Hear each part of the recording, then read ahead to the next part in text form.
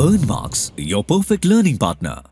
അപ്പോൾ ഇന്ന് നമ്മളുടെ ഫിസിക്കൽ കെമിസ്ട്രിയുടെ ഒരു ടോപ്പിക്കാണ് കവർ ചെയ്യാൻ പോകുന്നത്. Chapter names as ionic equilibrium. Okay, ഒരു പുതിയൊരു കോൺസെപ്റ്റാണ്. അയോൺസ് ഒക്കെ നമ്മൾ കേട്ടിട്ടുണ്ട്, ബട്ട് അത് റിലേറ്റ് ചെയ്തിട്ടുള്ള റിയാക്ഷൻസ്, ആ റിയാക്ഷൻസ് ക്യാരി ഔട്ട് ചെയ്യുന്ന പ്ലേസ്, ഇതൊക്കെ കുറച്ച് നെയിംസ് ഉണ്ട്, കുറച്ച് ടേംസ് നമുക്ക് പഠിക്കാണ്ട്.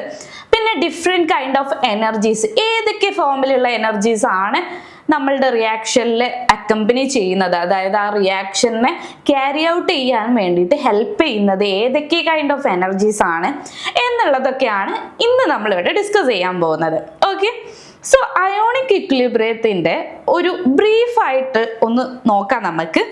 So ionic equilibrium deals with the reaction in which ions R involved. Okay, ions involve ചെയ്യുന്ന റിയാക്ഷൻസിനെ കുറിച്ച് പഠിക്കുന്ന ഒരു ബ്രാഞ്ച് എന്ന് പറയാൻ പറ്റില്ല, ഒരു സബ് ടോപ്പിക് ആയിട്ട് നമുക്ക് അയോണിക് ഇക്വിലിബ്രിയത്തിനെ എടുക്കാം. And the system in A state of dynamic balance.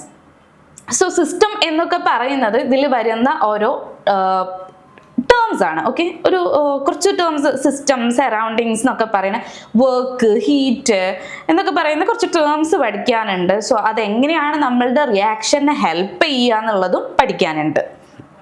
So this actually happens with a weak electrolyte in aqueous solution. Okay, so ഒരു സ്ട്രോങ് ഇലക്ട്രോലൈറ്റ് ആണ് നമ്മളുടെ റിയാക്ഷനിൽ അക്കമ്പനി ചെയ്യുന്നതെന്നുണ്ടെങ്കിൽ ഈ ഒരു അയോണിക് ഇക്വിലിബ്രിയം മെയിൻറ്റെയിൻ ചെയ്യാൻ പറ്റത്തില്ല. ബിക്കോസ് സ്ട്രോങ് ആയിട്ടുള്ള ഒരു കാറ്റഗറി ഓഫ് ഇലക്ട്രോലൈറ്റ്സ് ആണെന്നുണ്ടെങ്കിൽ പെട്ടെന്ന് ഡിസോസിയേഷൻ സംഭവിക്കും.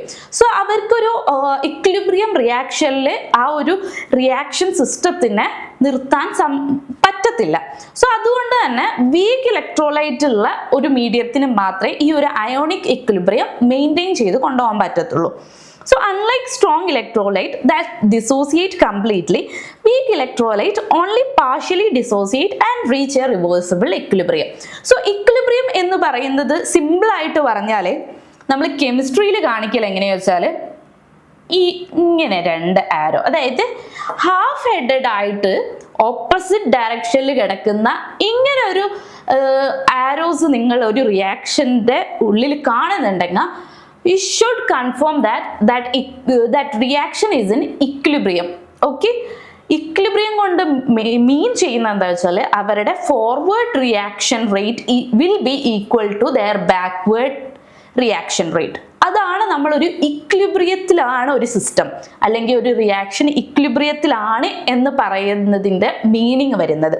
സോ ഇങ്ങനത്തെ ഒരു ആരോ കാണുവാണെങ്കിൽ നിങ്ങൾ മനസ്സിലാക്കണം ആ റിയാക്ഷൻ്റെ റിയാക്റ്റൻ സൈഡിലുള്ള റിയാക്ഷൻ റേറ്റും പ്രൊഡക്റ്റ് സൈഡിലുള്ള റിയാക്ഷൻ റേറ്റും ഈക്വൽ ആയിരിക്കും എന്ന് മനസ്സിലാക്കാം. ഓക്കെ, സോ ഇതിൽ നിങ്ങൾ മനസ്സിലാക്കേണ്ട അയോണിക് ഇക്വിലിബ്രിയം വരല് നമ്മളുടെ വീക്ക് ഇലക്ട്രോലൈറ്റ് അക്കമ്പനി ചെയ്യുന്ന ഇക്വേഷൻസിലായിരിക്കും. ബിക്കോസ് അവർ പാർഷ്യലി ഡിസോസിയേറ്റ് ചെയ്യത്തുള്ളൂ.